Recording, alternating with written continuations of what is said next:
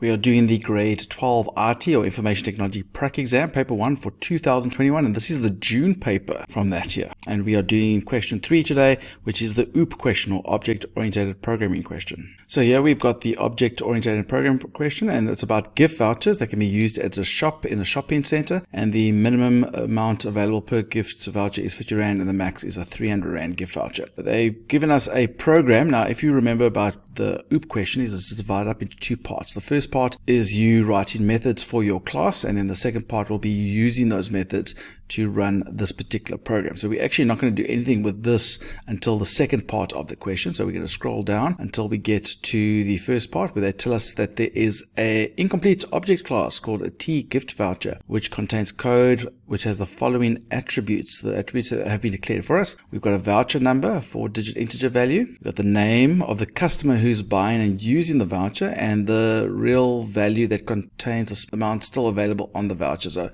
obviously if you use part of it, then you still have some left over. So that's the balance. So the code has been provided for an incomplete toString. So I assume one of the questions will be for us to complete it. So let's get into it. The first question, 3.1.1. There's always a constructor question normally, and so write code for a constructor that will receive the gift voucher number, the name of the customer, and the balance, the amount available on the gift voucher as parameters. So all three parameters, and assign these values to the respective attributes. So let's go. I've got the program open over here. Just a reminder that you must go over here to look for the class, and there you can see the gift voucher class is over there. So I can double click on it. Don't forget to put your examination at the top. So they've already declared those private attributes for us, but we're going to make some public ones. So for example, we're going to make a constructor. So constructor, you'll see it goes blue, and it's always called create, and we are taking in one parameter for each of those values. So I'm going to call it rvnum for the voucher number, and that's going to be an integer. Now the next parameter is a string, so I'm going to put a semicolon followed by what type of variable this is. So we'll call this sname, which would be a string, and then the next parameter, if you remember correctly, is the balance, which is a real value. So we're going to put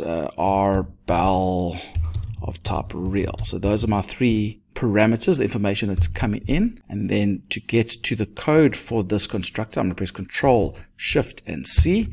And here we are at that particular part where we can assign these values are going to go into our fields, our private fields. We're not changing the parameters. That's the information we need. We're changing those values. So we declare them first. So F voucher number must be whatever this parameter is that's coming in, rvnum. And my F name must be whatever's coming from S name. And my F balance must be coming from whatever the rbal was.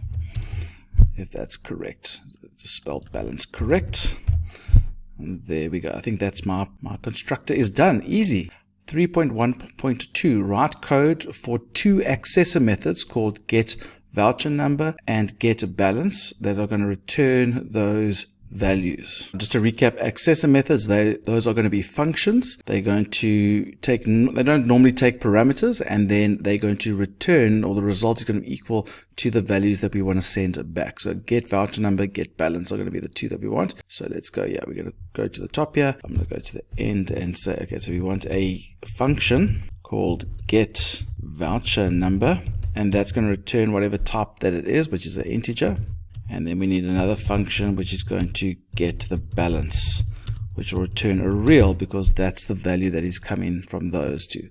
On Control Shift C, we can see both of them. So this would be the balance. So we can say result equals to F balance. So we just send back the balance. And for the gift voucher number, we just can say result equals F voucher number. So that's as easy as it is for that question.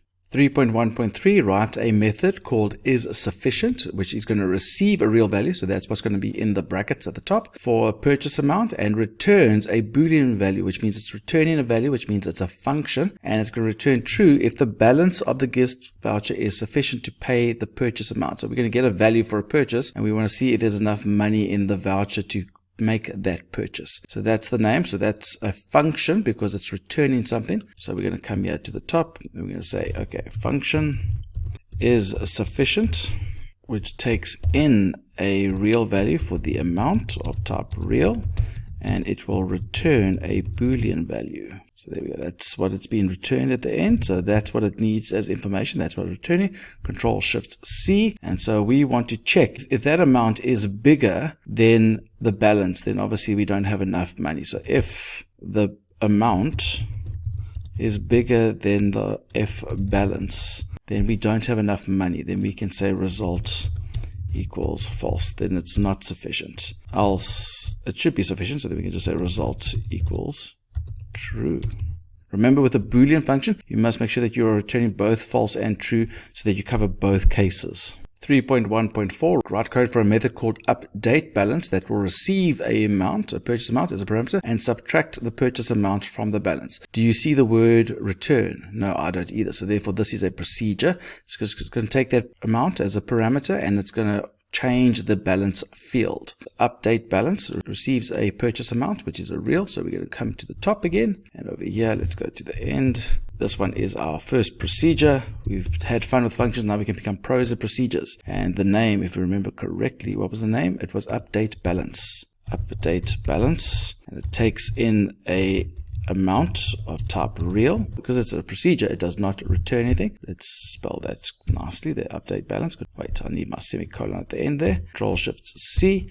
And then what are we doing? We are taking our balance and we are updating it, which means F balance must equal to whatever is in F balance minus this amount. And there we go. And the last one, I think, for this part of the question, I think, is the toString. Write code to complete the toString method, which must return a string in the following format. Now, I'm lucky because I've got this as a digital document, so I'm going to copy that just to make my life easier. But obviously, you would have to type it out as it is, so we want it to look like that. I'm going to go to my code, and there is the toString function. They've already declared it for us, and it sends out a string, so we can just go here, and we can say result must equal to something that looks like this. Now, you could have made a string variable called like sline and constructed your string as long as the very last line you say result equals to that sline string. So we want the text voucher number followed by the actual voucher number, which comes from that parameter. And then we want a brand new line. If you look there, it's a brand new line. So how do I get a new line? That is #13 plus, then we're going to add the text for the customer name plus the actual customer name, which is F name, which is lucky.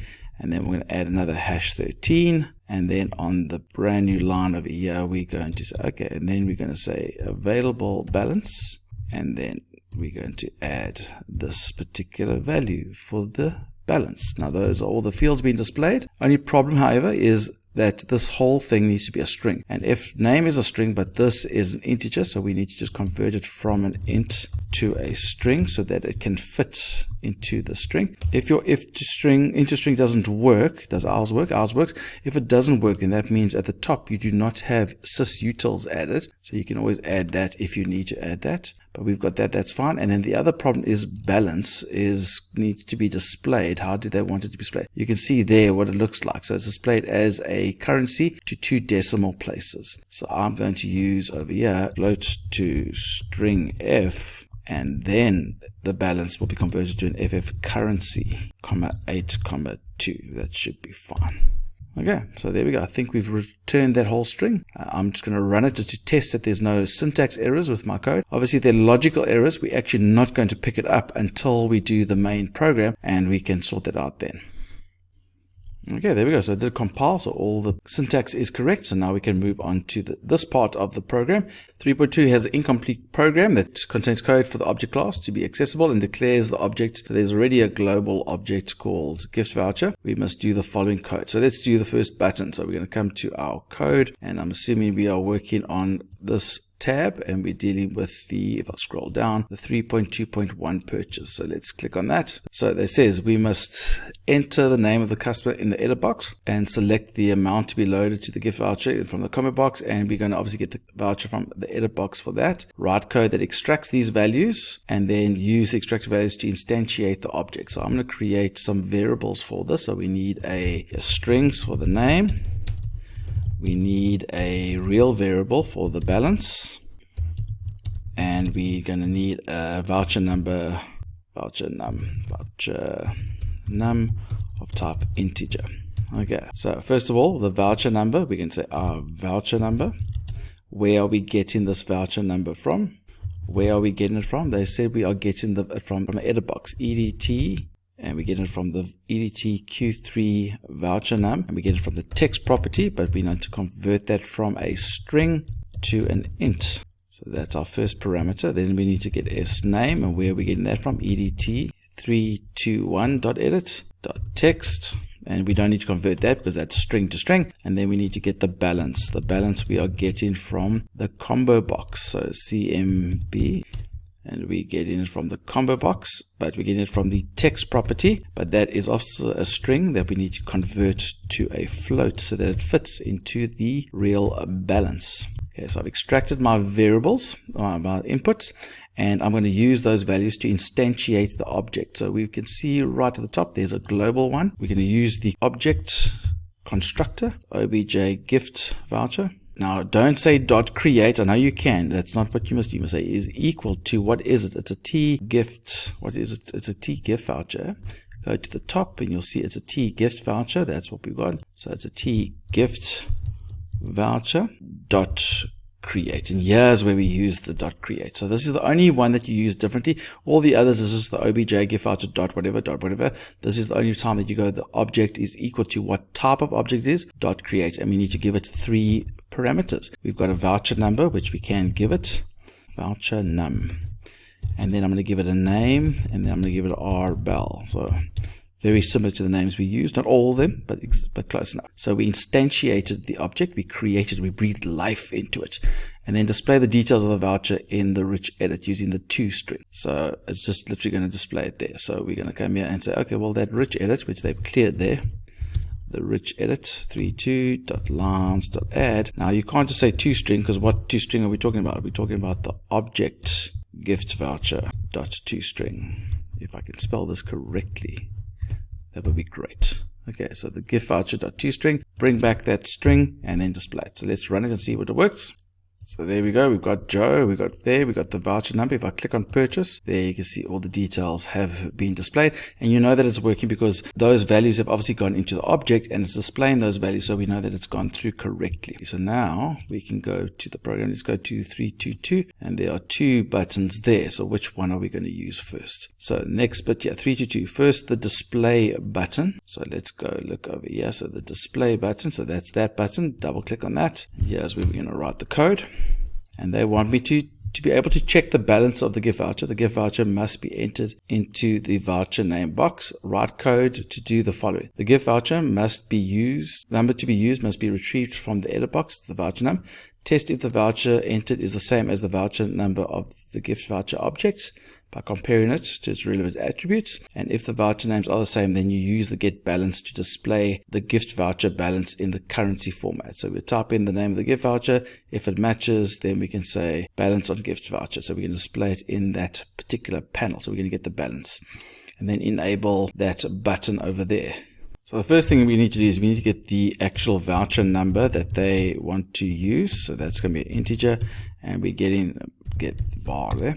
And we're getting that from the EDT, not R num, EDT Q3 gift voucher name dot text. So we're getting it from there, but we need to convert it from a string to an int so that we can put it into the RV num variable. Now that we've got that, I need to say if this variable num that they've entered, if it's the same as my object's voucher number. So how do I get that? Well, I need to somehow get the voucher number from my object. I wonder if we've got a get voucher number. Yes, we do, because we created it. So there we go. If that's true, then we know we've got a match. So if it's a match, then we want it to say in the panel 32, I think it's that panel, yes, dot caption. We want the caption to be whatever the balance is. And how do we get the balance for our gift voucher? If only there was maybe a get there is. Wow, how do I know that? Because we created that. But we want to display it, if you remember correctly.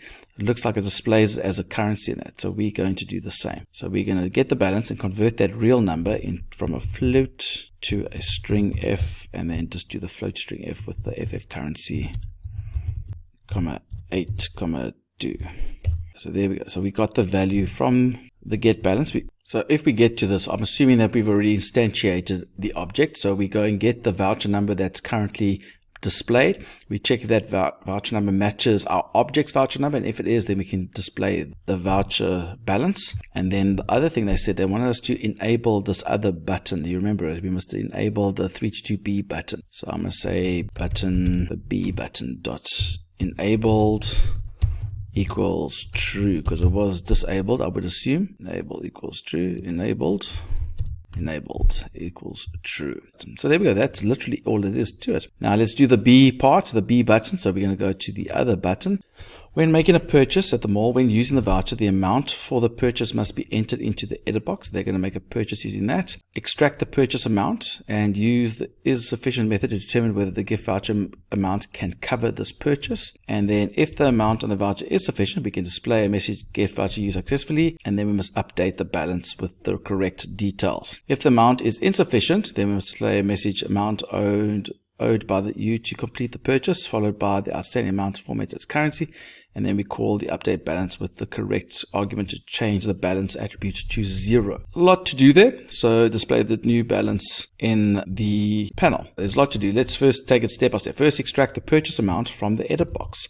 So I'm going to get the actual amount that we want. So that's a variable called R amount of type real. That is going to be our amount is going to be whatever's from EDT 322.text, and the thing is, this is a string that must be converted to a float because our R amount is a real. So we've done the first step. Here we go, tick. Then use the is sufficient method to determine whether there is enough money in the account. So if we go if obj gift voucher dot is sufficient, and we're going to give it this R amount value. If that equals true, you actually don't need to put that part there, but I'm just putting this so you can see. If that is true, then we have enough money. There's enough money in the voucher. Then that's great. If it's true, then display a message, gift voucher used successfully in the label. So the label must say gift voucher used successfully, LBL. Q32, what property? The caption property must be equal to whatever this text is. Gift voucher used successfully. I just copy and paste it because I can. Okay, so we did that part. And call the update balance with the correct argument. So we can say obj gift voucher dot update the balance with our R amount, because there is enough money to take that amount.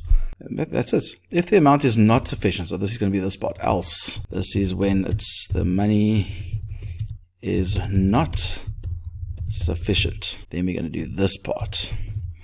And so what do we need to do? First of all, display the amount, the message, amount owned by you to complete the purchase, followed by the outstanding amount formatted as a currency. Okay, so let's think about it this way. If you have 500 Rand purchase and you've got 300 Rand in voucher, then the amount owed by you to complete the purchase is the difference between those two. So you would minus that, the amount, because obviously we know that is bigger. So we take that minus the actual balance amount. So we need to display that in the label. So the label, LBL32.caption, and that's going to equal to this. And I'm just going to copy it just for saving time's sake, but we're going to do that. So it's the amount to be purchased by you.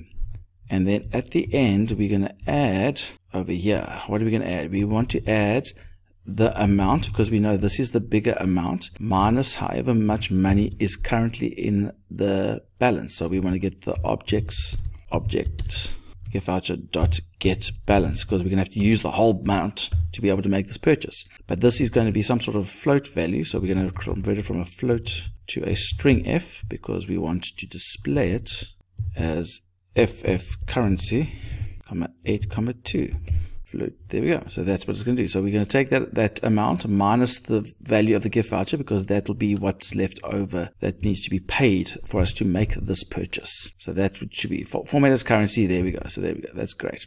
You'll notice at the end I just added the plus and then this on a new line. So that's how I can do it. We've done that part. Then call the update balance method with the correct argument to change the balance to 0. We need to go the object gift voucher dot update balance. We need to update it so that it goes to 0. So the only way we can update it is if we give it what it actually is, its balance. So I'm going to actually send through the objects dot get balance Okay, so let's think about this. So if there's 300 Rand in the account, if we call get balance, that will return 300 Rand, and update will take that amount and minus it from whatever the 300 Rand is. So let's get the 300 Rand and say, okay, update the balance. It'll take the 300 Rand minus the 300 Rand. So it'll set it to 0. It should do that. So we get the current balance and we update it with the amount that it puts it to 0 and display the new balance in the panel. And that's irrespective of it. So the panel Q32, I think it's that one. Yes, that one dot caption is going to be, you know what, we did this already. I'm going to come up here and just go, hey, the caption equals to this. We just did that. So let's do that and make my life a bit easier without having to rewrite all that code. We just get the object and we got get balance and display it. So that's what we're going to do. Okay, so just to double check here, that is the last bit of the question. Before we start testing things, the first thing I do is I go back to my question and say, did we use everything? Did we use a toString? Yes. Did we use a create? Yes. Did we use a get voucher? Yes. Get balance? Yes. Is sufficient? Yes. We used all the function procedures. They would never ask you to make a function procedure and not use it. So let's run it and see what we can do here. So let's go through the whole process where we're going to purchase the voucher. So we know that it's a 50 Rand voucher. Actually, I'm going to change it to a 300 Rand voucher. Let's do that. A 300 Rand voucher. And then we come over here and we want to make a purchase of, let's say let's display the balance. So there's 300 Rand in the balance. Okay, that's great. So I want to make a transaction of 117 and 50 cents. That's how much my transaction is. That's more than enough because it's 300. So I use the gift voucher. It's successful. And you can see we got a little bit of money. And I'm going to use the voucher again with the same amount. And we got that 65. Now, if I do it a second time, it's going to say, oh, in order to do this, we need to put an extra 52 Rand in, but our voucher has gone to 0. So there we go. And I can't obviously do this every single time because the balance is emptied. So I'll have to upload some more value into the voucher. That is the end of the question. And so now we can move on to the last one.